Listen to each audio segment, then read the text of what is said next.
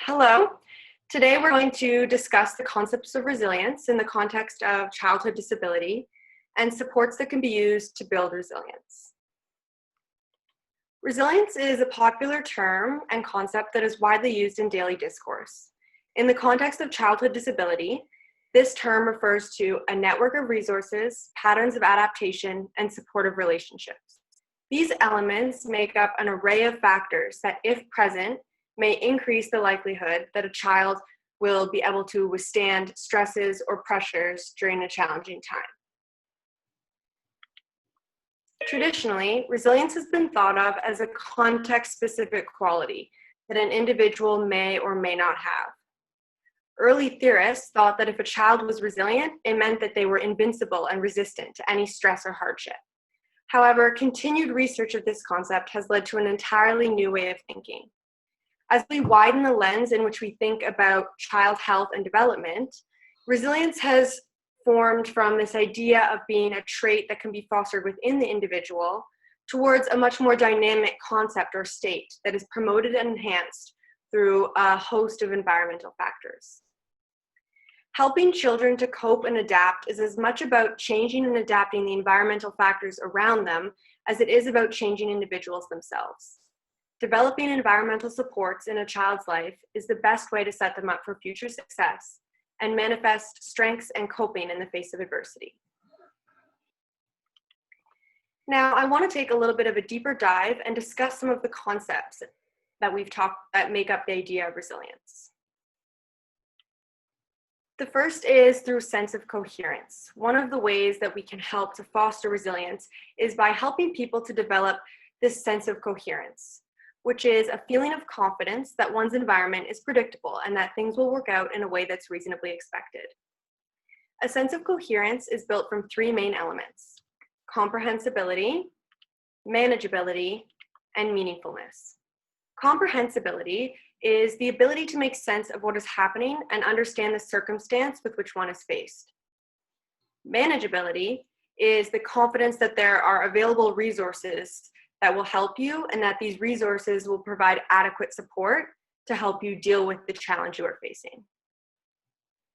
And finally, meaningfulness is the sense that facing this challenge and working to adapt and overcome this adverse situation is something that is worthwhile and has a desirable outcome. These three elements work together to foster a sense of coherence and increase the likelihood that one will be resilient through a challenging time. We can support children and their families through adversity by strengthening these three elements through education and increased awareness of the resources available to them in their community. Now, I put a star beside meaningfulness because this is a particularly important element, and I want to talk a little bit more about it. Meaning making, or developing a sense of meaningfulness, is a basic building block for demonstrating resilience. It's important to work towards finding positive meaning during a hard time so that one can bridge the gap to an idea of a better future. It's proposed that we create meaning in three fundamental ways. The first is by belonging to something bigger. This can be your community or perhaps a strong group of friends. The second is through activity and participation. This is by being or doing something that we find enjoyable, participating in something bigger, which ties into our first point. And the third is by gaining a greater understanding of ourselves and our world.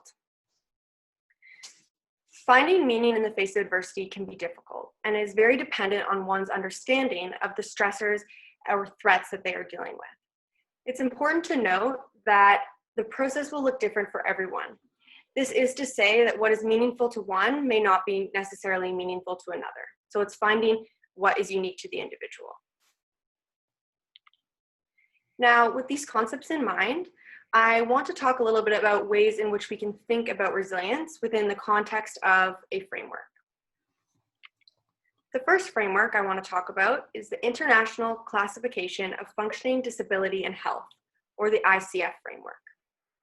The ICF framework provides a set of concepts that create an integrated biopsychosocial picture, and this allows us to consider aspects of a person and their environment that may be important to the challenges that they are facing. Within the ICF, functioning and disability are multifaceted concepts that relate to four main elements: The first is body structure and function. Then we have activity, participation, and finally we have contextual elements, which include both environmental and personal factors. This framework provides a conceptual basis with which health and disability can be discussed, described, and measured. So where does resilience fit in? Well, the dynamic ICF framework offers a foundation on which we can conceptualize the complex idea of resilience to be used for clinical application. By discussing resilience within this well-established framework, there's an opportunity for people to remember these concepts and then apply and promote them. The ICF can be used to frame the concept of resilience as a force with many interconnected elements that may increase the adaptability of an individual.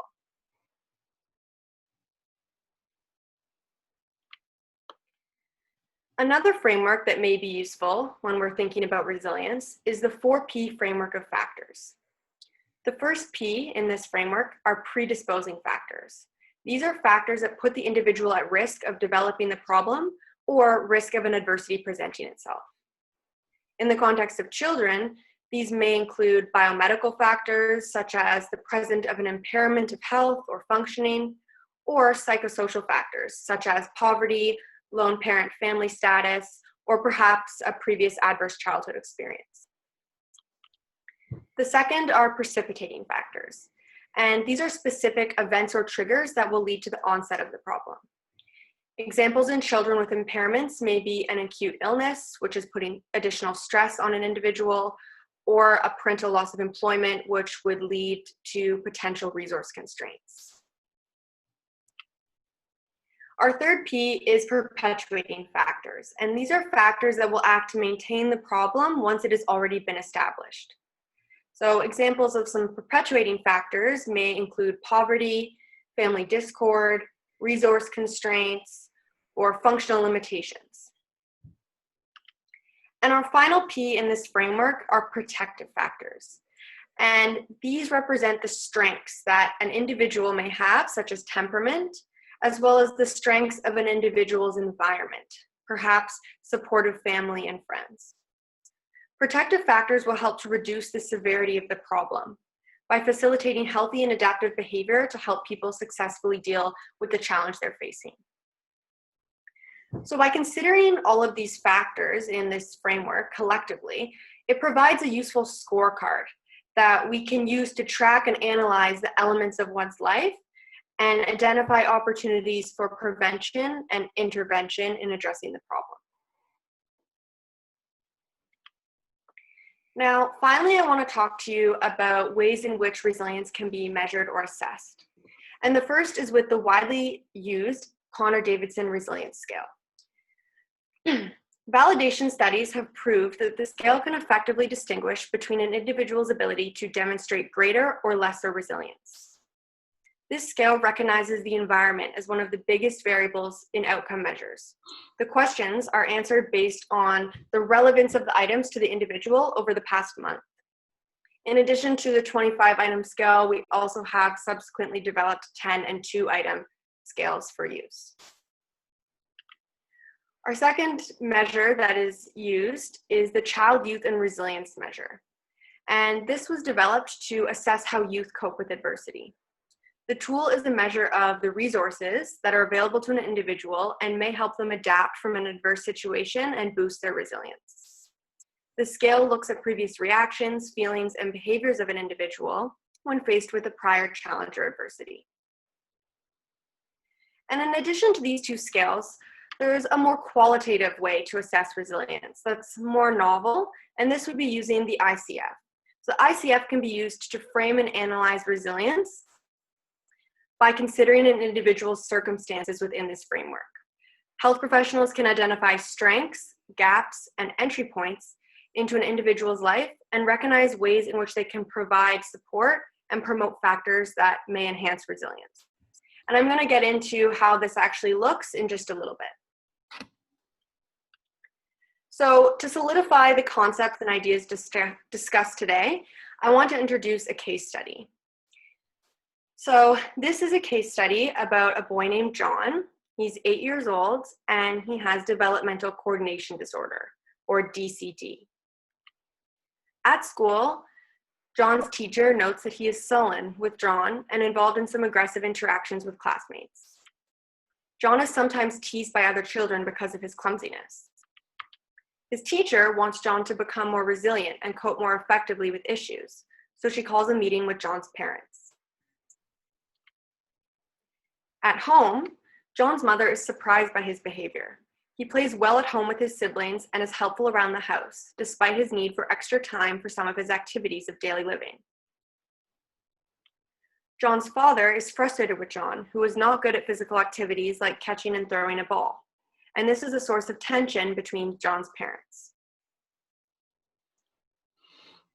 So now, considering the ideas we've discussed, think about the sense of coherence, the elements of meaningfulness. Think about the ICF framework and the 4P framework. How might these concepts of resilience be applied in this situation to help John? I'm going to talk about two different approaches that can be used to look at this case study. The first is using an ICF-based approach. Now, to use this, it's important to assess how each element of the framework will look like in John's life, and think about which of these elements may benefit from some additional support. So let's take a look, starting with body structure and function. As a result of John's DCD, he often requires extra time with some of his activities of daily living. How might John be supported with this need for extra time? If we look at activity and participation, John has difficulty participating in physical activities like catching and throwing a ball. If John feels as though he has the resources and support to be able to participate in these activities in a modified way, this may increase his sense of manageability and increase his feeling or sense of coherence. What interventions may we introduce that may help John to participate in physical activities in a more modified way? And then finally, we'll look at our contextual elements, so our environmental and our personal factors. At school, John's classmates sometimes tease him about his clumsiness, and John has been showing some aggressive behaviors. If John is able to form positive relationships with his classmates, then this may increase his sense of belonging and help him to feel a greater sense of meaning. How might you facilitate the formation of these positive relationships? What strategies could you suggest to the teacher or perhaps John's parents?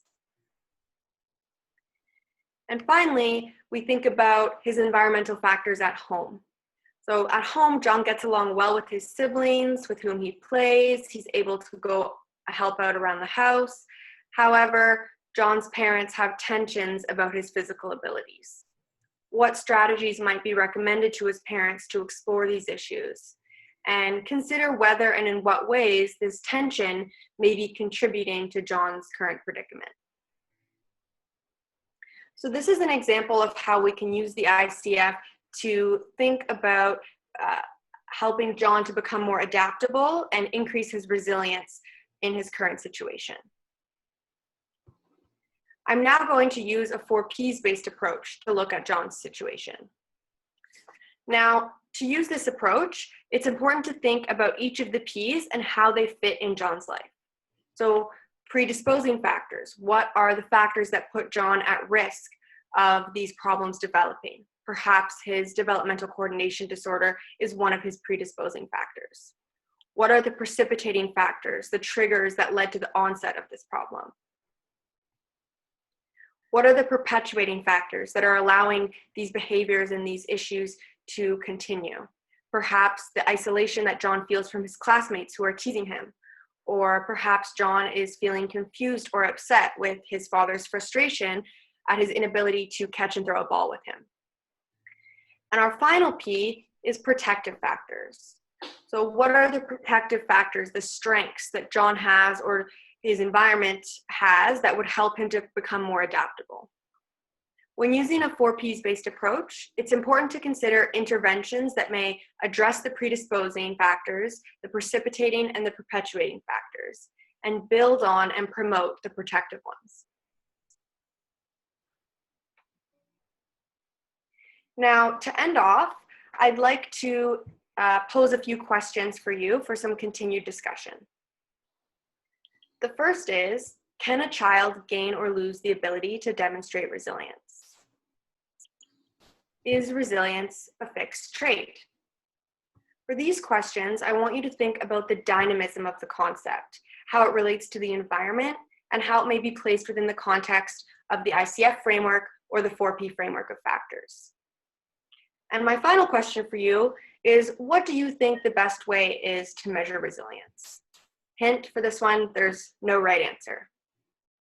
I hope you found this presentation helpful in illustrating the concepts of resilience in the context of childhood disability and exploring how established frameworks such as the ICF or the 4P framework of factors can be used to conceptualize the ideas for some clinical application. Thank you.